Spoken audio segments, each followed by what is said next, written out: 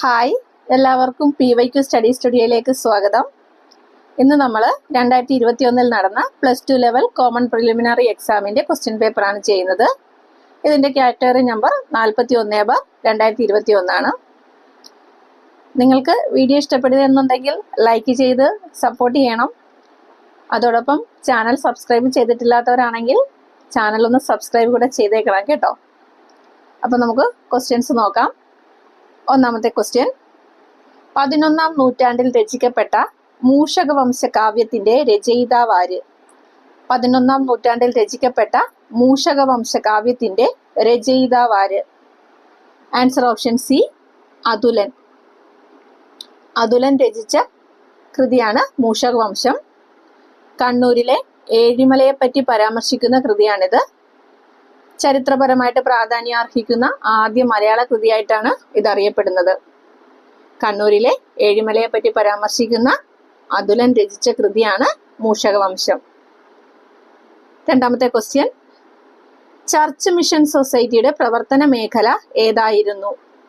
Church mission സൊസൈറ്റിയുടെ പ്രവർത്തന മേഖല ഏതായിരുന്നു? ആൻസർ ഓപ്ഷൻ എ, കൊച്ചിയും തിരുവിതാംകൂറും. ചർച്ച് മിഷൻ സൊസൈറ്റിയുടെ പ്രവർത്തന മേഖല കൊച്ചിയും തിരുവിതാംകൂറും. നമുക്ക് ബാക്കിയുടെ നോക്കാം. ലണ്ടൻ മിഷൻ സൊസൈറ്റിയുടെ പ്രവർത്തന മേഖലയായിരുന്നു തിരുവിതാംകൂർ. ലണ്ടൻ മിഷൻ സൊസൈറ്റിയുടെ പ്രവർത്തന മേഖല തിരുവിതാംകൂർ. അതുപോലെ ബാസൽ ഇവാഞ്ചലിക്കൽ മിഷന്റെ പ്രവർത്തന മേഖലയായിരുന്നു മലബാർ. ബാസൽ ഇവാഞ്ചലിക്കൽ മിഷന്റെ പ്രവർത്തന മേഖല മലബാർ. മൂന്നാമത്തെ ചോദ്യം നോക്കാം. കപ്പലോട്ടിയ തമിഴൻ എന്ന് വിളിക്കപ്പെടുന്നത് ആരെ? കപ്പലോട്ടിയ തമിഴൻ എന്ന് വിളിക്കപ്പെടുന്നത് ആരെ? Answer option A, VO Chidambaram Pillai. VO Chidambaram പിള്ളയാണ് കപ്പലോട്ടിയ തമിഴൻ എന്ന് അറിയപ്പെടുന്നത്. തമിഴ്നാട്ടില് സ്വദേശി പ്രസ്ഥാനത്തിന് നേതൃത്വം നൽകിയ വ്യക്തിയാണ് VO ചിദംബരം പിള്ള. തമിഴ്നാട്ടിലെ സ്വദേശി പ്രസ്ഥാനത്തിന് നേതൃത്വം നൽകി. 1906 തൂത്തുക്കുടി ആസ്ഥാനമായി സ്വദേശി സ്റ്റീം നാവിഗേഷൻ കമ്പനി ആരംഭിച്ചതും VO ചിദംബരം പിള്ളയാണ്. 1906 തൂത്തുക്കുടി ആസ്ഥാനമായിട്ട് സ്വദേശി സ്റ്റീം നാവിഗേഷൻ എന്ന് പറയുന്ന ഒരു കമ്പനി ആരംഭിച്ചതും VO ചിദംബരം പിള്ളയാണ്. നാലാമത്തെ ചോദ്യം, ലാറ്റിൻ അമേരിക്കൻ രാജ്യങ്ങളിലെ വിമോചകൻ എന്നറിയപ്പെടുന്ന നേതാവാര്? ലാറ്റിൻ അമേരിക്കൻ രാജ്യങ്ങളിലെ വിമോചകൻ എന്നറിയപ്പെടുന്ന നേതാവ് സൈമൺ ബൊളിവർ ആണ്. Answer option B, Simon Bolivar. Simon Bolivar Latin American Gandhi എന്നും തെക്കേ അമേരിക്കയുടെ ജോർജ് വാഷിങ്ടൺ എന്നും ഒക്കെ അറിയപ്പെടാറുണ്ട്. ലാറ്റിൻ അമേരിക്കൻ ഗാന്ധി എന്നും അറിയപ്പെടുന്നത് സൈമൺ ബൊളിവർ ആണ്. തെക്കേ അമേരിക്കയുടെ ജോർജ് വാഷിങ്ടൺ എന്നറിയപ്പെടുന്നതും സൈമൺ ബൊളിവർ തന്നെയാണ്. അങ്ങനെയാണെങ്കിൽ ലാറ്റിൻ അമേരിക്കൻ രാജ്യങ്ങളുടെ സംരക്ഷകൻ എന്നറിയപ്പെടുന്ന ആരാണെന്ന് അറിയാമോ? ലാറ്റിൻ അമേരിക്കൻ രാജ്യങ്ങളുടെ സംരക്ഷകൻ എന്നറിയപ്പെടുന്നത് ജോസെ ഡി സാൻ മാർട്ടിൻ ആണ്. ലാറ്റിൻ അമേരിക്കൻ രാജ്യങ്ങളുടെ സംരക്ഷകൻ ജോസെ ഡി സാൻ മാർട്ടിൻ ആണ്. അടുത്ത ക്വസ്റ്റ്യൻ നോക്കാം. ശീതസമരം എന്ന പദം ആദ്യമായി ഉപയോഗിച്ച വ്യക്തി ആര്? ശീതസമരം എന്ന പദം ആദ്യമായിട്ട് ഉപയോഗിച്ച വ്യക്തി ബെർണാഡ് ബെറൂച്ച് ആണ്. Answer option D, Bernard Baruch ആണ് ശീതസമരം എന്ന പദം ആദ്യമായിട്ട് ഉപയോഗിച്ച വ്യക്തി. ശീതസമരത്തിന്റെ കാലഘട്ടം 1947 മുതൽ 1991 വരെയാണ്. 1947 മുതൽ 1991 വരെയാണ് ശീതസമരത്തിന്റെ കാലഘട്ടം. അതായത് 1940കളുടെ മധ്യം മുതൽ 1990കളുടെ തുടക്കം വരെയുമെന്നും പറയാം. 1940കളുടെ മധ്യം മുതൽ 1990കളുടെ തുടക്കം വരെയെന്നും പറയാം. ശീതസമരം എന്ന പദം നമ്മൾ പറഞ്ഞല്ലോ. അങ്ങനെയാണെങ്കിൽ ശീതസമരം എന്ന ഗ്രന്ഥം രചിച്ചത് ആരാണെന്ന് അറിയാമോ? ശീതസമരം എന്ന ഗ്രന്ഥം രചിച്ചത് വാൾട്ടർ ലിപ്മാൻ ആണ്. ശീതസമരം എന്ന ഗ്രന്ഥത്തിന്റെ രചയിതാവ് വാൾട്ടർ ലിപ്മാൻ ആണ്. ആറാമത്തെ ചോദ്യം, അയണോസ്ഫിയർ ഏത് അന്തരീക്ഷ മണ്ഡലത്തിന്റെ ഭാഗമാണ്? അയണോസ്ഫിയർ ഏത് അന്തരീക്ഷ മണ്ഡലത്തിന്റെ ഭാഗമാണ്? Answer option C, thermosphere. തെർമോസ്ഫിയറിന്റെ താഴ്ന്ന ഭാഗമാണ് അയണോസ്ഫിയർ. തെർമോസ്ഫിയറിന്റെ താഴ്ന്ന ഭാഗം അറിയപ്പെടുന്നതാണ് അയണോസ്ഫിയർ. ദീർഘദൂരം റേഡിയോ പ്രക്ഷേപണത്തിന് സാധ്യമാകുന്ന അന്തരീക്ഷപാളിയാണ് അയണോസ്ഫിയർ. ദീർഘദൂര റേഡിയോ പ്രക്ഷേപണത്തിന് സാധ്യമാകുന്ന അന്തരീക്ഷപാളിയാണ് അയണോസ്ഫിയർ. 7ാമത്തെ ചോദ്യം, ധാരാതലീയ ഭൂപടങ്ങളിൽ തരിശുഭൂമി ചിത്രീകരിക്കാൻ ഉപയോഗിക്കുന്ന നിറമേത്? ധാരാതലീയ ഭൂപടങ്ങളിൽ തരിശുഭൂമി ചിത്രീകരിക്കാൻ ഉപയോഗിക്കുന്ന നിറമേത്? ആൻസർ ഓപ്ഷൻ ഡി, വെള്ള. വെള്ള നിറമാണ് തരിശുഭൂമി ചിത്രീകരിക്കാൻ ഉപയോഗിക്കുന്നത്. നമുക്ക് ബാക്കി നിറങ്ങൾ കൂടെ ഒന്ന് നോക്കാം. തവിട്ട് നിറം മണൽക്കൂനകള്, മണൽക്കുന്നുകളൊക്കെ ചിത്രീകരിക്കാനായിട്ടാണ് ഉപയോഗിക്കുന്നത്. തവിട്ട് നിറം മണൽക്കൂനകള്, മണൽക്കുന്നുകളൊക്കെ ചിത്രീകരിക്കാൻ വേണ്ടിയിട്ടാണ് ഉപയോഗിക്കുന്നത്. അടുത്തത് മഞ്ഞ നിറം കൃഷിസ്ഥലങ്ങളെ ചിത്രീകരിക്കാൻ വേണ്ടിയിട്ടാണ് ഉപയോഗിക്കുന്നത്. മഞ്ഞ നിറം ഉപയോഗിക്കുന്നത് കൃഷിസ്ഥലങ്ങളെ ചിത്രീകരിക്കാൻ വേണ്ടിയിട്ടാണ്. അടുത്തത് കറുപ്പ് നിറം എന്തിനാണ് ഉപയോഗിക്കുന്നത്? റെയിൽപാത, ടെലിഫോൺ, ടെലഗ്രാഫ് ലൈൻ തുടങ്ങിയവയൊക്കെ ചിത്രീകരിക്കാൻ വേണ്ടിയിട്ടാണ് കറുപ്പ് നിറം ഉപയോഗിക്കുന്നത്. എന്തൊക്കെയാണ്? റെയിൽപാത, ടെലിഫോൺ, ടെലഗ്രാഫ് ലൈൻ ഒക്കെ ചിത്രീകരിക്കാൻ വേണ്ടിയിട്ടാണ് കറുപ്പ് നിറം ഉപയോഗിക്കുന്നത്. 8ാമത്തെ ചോദ്യം നോക്കാം. ബംഗ്ലാദേശിൽ ബ്രഹ്മപുത്ര നദിയെ വിളിക്കുന്ന പേരെന്ത്? ബംഗ്ലാദേശിൽ ബ്രഹ്മപുത്ര നദിയെ വിളിക്കുന്ന പേര് ജമുന എന്നാണ്. Answer option C, Jamuna. ബംഗ്ലാദേശിൽ ബ്രഹ്മപുത്ര നദിയെ വിളിക്കുന്ന പേരാണ് ജമുന. ബ്രഹ്മപുത്ര നദിയെ ടിബറ്റിൽ അറിയപ്പെടുന്നത് സാങ്പോ എന്നാണ്. ടിബറ്റില് സാങ്പോ എന്നാണ് അറിയപ്പെടുന്നത്. ബ്രഹ്മപുത്ര ഉത്ഭവിക്കുന്നത് മാനസ സരോവർ തടാകത്തിനടുത്തുള്ള ചെമയുങ്ദോങ് ഹിമാനിയിൽ നിന്നാണ്. മാനസ സരോവർ തടാകത്തിനടുത്തുള്ള ചെമയുങ്ദോങ് ഹിമാനിയിൽ നിന്നിട്ടാണ് ബ്രഹ്മപുത്ര നദി ഉത്ഭവിക്കുന്നത്. ബ്രഹ്മപുത്ര നദിയുടെ ആകെ നീളം 2900 കിലോമീറ്റർ ആണ്. ആകെ നീളം 2900 കിലോമീറ്റർ. ഇന്ത്യയിലൂടെ 725 കിലോമീറ്റർ ആണ് ബ്രഹ്മപുത്ര നദി ഒഴുകുന്നത്. ഇന്ത്യയിലൂടെ ഒഴുകുന്ന ദൂരം 725 കിലോമീറ്റർ. ബ്രഹ്മപുത്ര നദി പതിക്കുന്നത് ബംഗാൾ ഉൾക്കടലിലാണ്. പതനം ബംഗാൾ ഉൾക്കടലിൽ. 9ാമത്തെ ക്വസ്റ്റ്യൻ നോക്കാം. പശ്ചിമ അസ്വസ്ഥത എന്ന പ്രതിഭാസം ഇന്ത്യയിലെ ഏത് കാലവുമായി ബന്ധപ്പെട്ടതാണ്? പശ്ചിമ അസ്വസ്ഥത എന്ന പ്രതിഭാസം ഇന്ത്യയിലെ ഏത് കാലവുമായി ബന്ധപ്പെട്ടതാണ്? ഓപ്ഷൻ ബി, ശൈത്യകാലം. ശൈത്യകാലവുമായിട്ട് ബന്ധപ്പെട്ടതാണ് പശ്ചിമ അസ്വസ്ഥത. 10ാമത്തെ ക്വസ്റ്റ്യൻ നോക്കാം. സംസ്ഥാന വൈറോളജി ഇൻസ്റ്റിറ്റ്യൂട്ട് സ്ഥിതി ചെയ്യുന്നത് എവിടെ? സംസ്ഥാന വൈറോളജി ഇൻസ്റ്റിറ്റ്യൂട്ട് സ്ഥിതി ചെയ്യുന്നത് എവിടെ? Answer option C, Thiruvananthapuram. സംസ്ഥാന വൈറോളജി ഇൻസ്റ്റിറ്റ്യൂട്ട് സ്ഥിതി ചെയ്യുന്നത് തിരുവനന്തപുരം. എന്നാൽ നാഷണൽ വൈറോളജി ഇൻസ്റ്റിറ്റ്യൂട്ട് സ്ഥിതി ചെയ്യുന്നത് ആലപ്പുഴയിലാണ്. നാഷണൽ വൈറോളജി ഇൻസ്റ്റിറ്റ്യൂട്ട് സ്ഥിതി ചെയ്യുന്നത് എവിടെയാണ്? അത് ആലപ്പുഴയിലാണ്. അടുത്ത ക്വസ്റ്റ്യൻ നോക്കാം.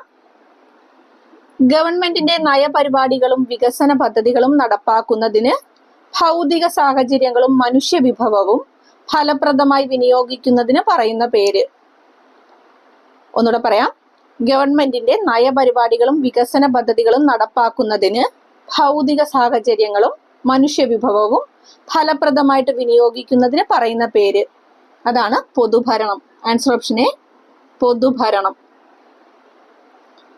12ാമത്തെ ക്വസ്റ്റ്യൻ. നിങ്ങൾ എന്തെങ്കിലും നടപ്പാക്കുന്നതിന് മുമ്പ് നിങ്ങൾ കണ്ട പാവപ്പെട്ടവനും നിസ്സഹായനുമായ ഒരുവന്റെ മുഖമോർക്കുക. ഞാനിപ്പോൾ ചെയ്യാൻ പോകുന്നത് ആ പാവപ്പെട്ടവന് എങ്ങനെ സഹായകമാകുന്നു എന്ന് സ്വയം ചോദിക്കുക എന്ന് ആവശ്യപ്പെട്ട വ്യക്തി. നിങ്ങൾ എന്തെങ്കിലും നടപ്പാക്കുന്നതിന് മുമ്പ് നിങ്ങൾ കണ്ട പാവപ്പെട്ടവനും നിസ്സഹായനുമായ ഒരുവന്റെ മുഖമോർക്കുക. ഞാനിപ്പോൾ ചെയ്യാൻ പോകുന്നത് ആ പാവപ്പെട്ടവന് എങ്ങനെ സഹായകമാകുന്നു എന്ന് സ്വയം ചോദിക്കുക എന്നാവശ്യപ്പെട്ട വ്യക്തി. മഹാത്മാഗാന്ധിയാണ് അങ്ങനെ പറഞ്ഞത്. Answer option C, Mahatma Gandhi. അടുത്ത ക്വസ്റ്റ്യൻ. കേന്ദ്ര സർവീസിലേക്കും അഖിലേന്ത്യാ സർവീസിലേക്കും ഉദ്യോഗസ്ഥരെ തിരഞ്ഞെടുക്കുന്നത്? കേന്ദ്ര സർവീസിലേക്കും അഖിലേന്ത്യാ സർവീസിലേക്കും ഉദ്യോഗസ്ഥരെ തിരഞ്ഞെടുക്കുന്നത് അത് യൂണിയൻ പബ്ലിക് സർവീസ് കമ്മീഷനാണ്. ആൻസർ ഓപ്ഷൻ ബി, UPSC അഥവാ union public service commission. 1926 October 1-നാണ് UPSC നിലവിൽ വരുന്നത്. 1926 ഒക്ടോബർ 1-ന്. UPSCയുടെ ആസ്ഥാനം ധോൽപൂർ ഹൗസ് ആണ്. UPSCയുടെ ആസ്ഥാനം അറിയപ്പെടുന്നത് ധോൽപൂർ ഹൗസ് എന്നാണ്. നിലവിലെ UPSCയുടെ ചെയർമാൻ മനോജ് സോണിയാണ്. നിലവിലെ UPSC ചെയർമാനാണ് മനോജ് സോണി. UPSCയെ കുറിച്ച് പ്രതിപാദിക്കുന്ന ഭരണഘടനാ ഭാഗം ഏതെന്ന് ചോദിച്ചാൽ അത് 14 14-ാം ഭാഗത്തിലാണ് UPSCയെ കുറിച്ച് പ്രതിപാദിക്കുന്നത്. ആർട്ടിക്കിൾ 315 മുതൽ 323 വരെയാണ്. ഭരണഘടനാ ഭാഗം 14 ആർട്ടിക്കിൾ 315 മുതൽ 323 വരെ.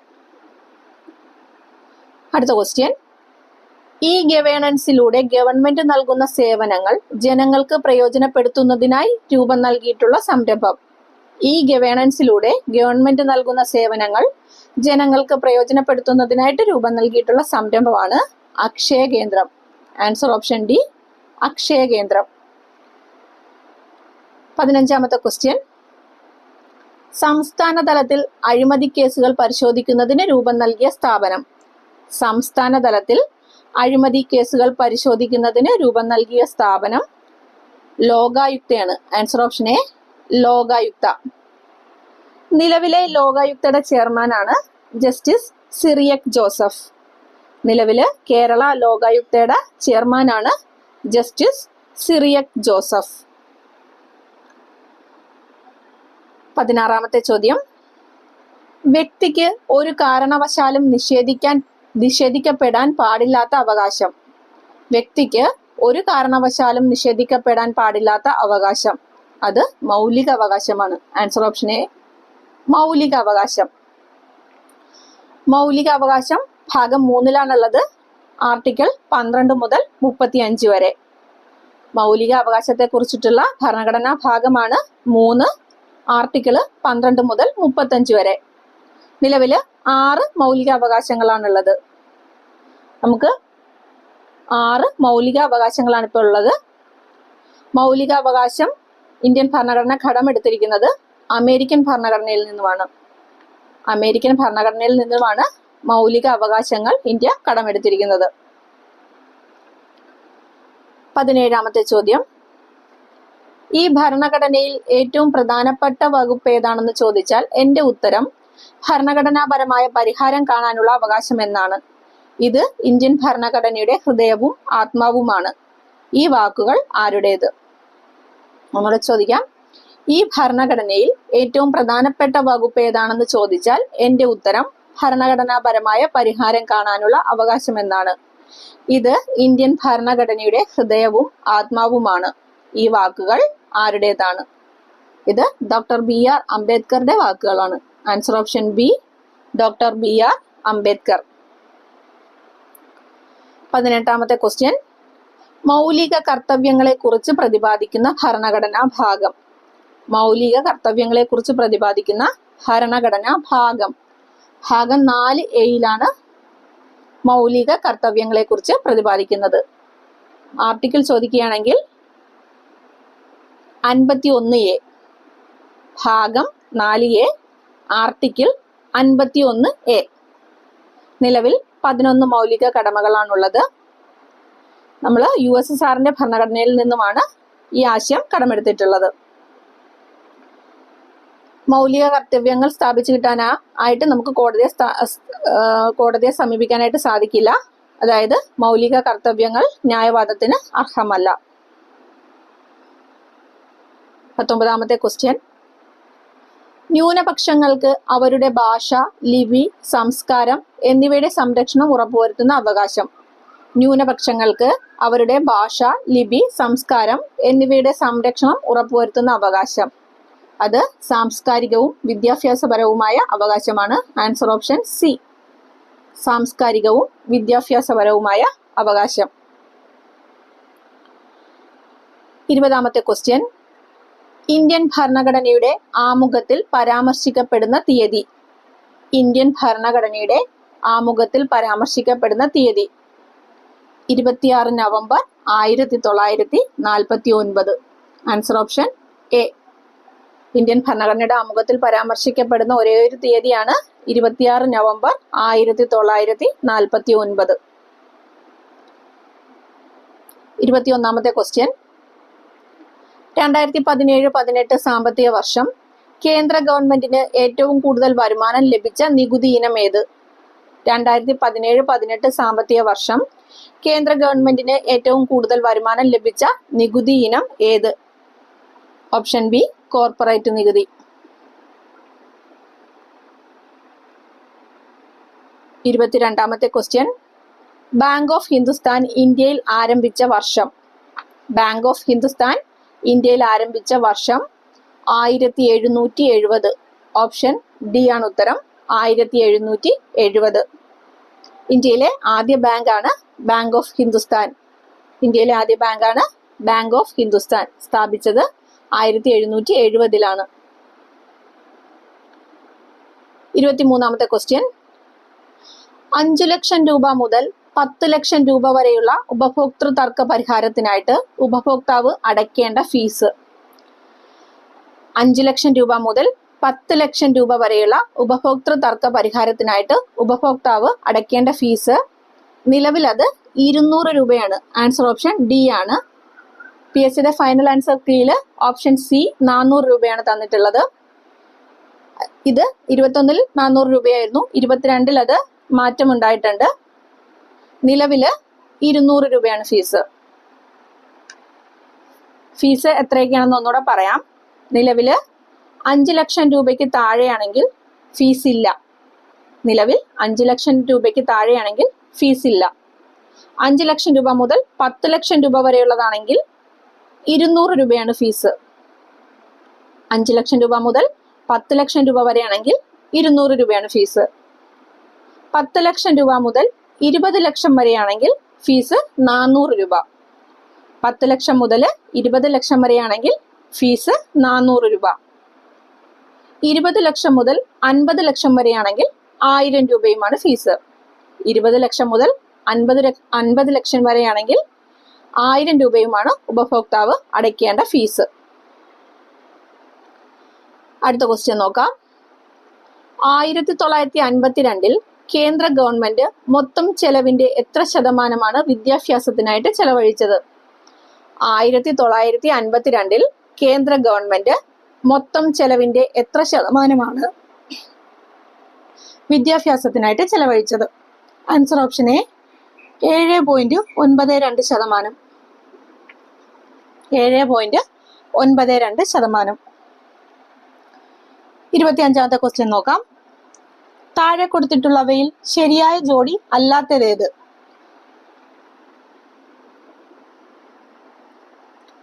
താഴെ കൊടുത്തിട്ടുള്ളവയിൽ ശരിയായ ജോഡി അല്ലാത്തതേത്? എ അമർത്യാസൻ മനുഷ്യക്ഷേമം. B Karl Marx laissez faire. C Dadabhai Naoroji ചോർച്ചാ സിദ്ധാന്തം. D Gandhiji trusteeship. ഇതില് ശരിയായ ജോഡി അല്ലാത്തതാണ് ചോദിച്ചിരിക്കുന്നത്. അത് option B Karl Marx laissez faire എന്നതാണ് ശരിയല്ലാത്ത ജോഡി. ലേസെ ഫെയർ സിദ്ധാന്തത്തിന്റെ ഉപജ്ഞാതാവ് ആദം സ്മിത്ത് ആണ്.